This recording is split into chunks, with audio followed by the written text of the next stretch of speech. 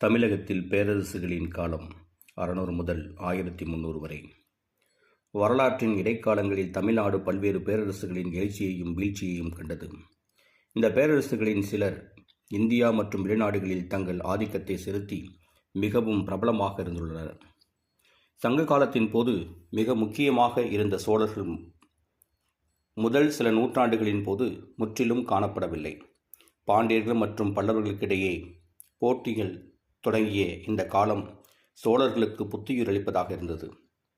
சோழர்கள் சிறப்பான முறையில் அதிகாரம் பெற்று ஆட்சி செய்தனர். சோழர்களின் வீழ்ச்சி பாண்டியர்களுக்கு புத்தெழுச்சியாக அமைந்தது.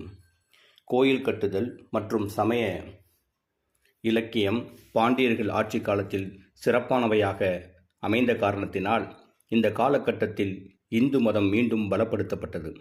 முந்தைய காலத்தில் இருந்த சமணம் மற்றும் பௌத்த மதங்களின் தாக்கங்களை குறைத்து இந்து மதத்தின் பிரிவுகளான சைவம் மற்றும் வைணவம் ஆகியவை ஆதிக்கத்தில் இருந்தன. சோழ அரசர்கள் அதிகமாக ஆதரித்த சைவ மதம் கிட்டத்தட்ட நாட்டின் மதமாக இருந்தது. இன்று இருக்கும் பழங்கால கோயில்களில் சில கோயில்கள் பல்லவர்களால் இந்த காலகட்டத்தில் கட்டப்பட்டதாகும்.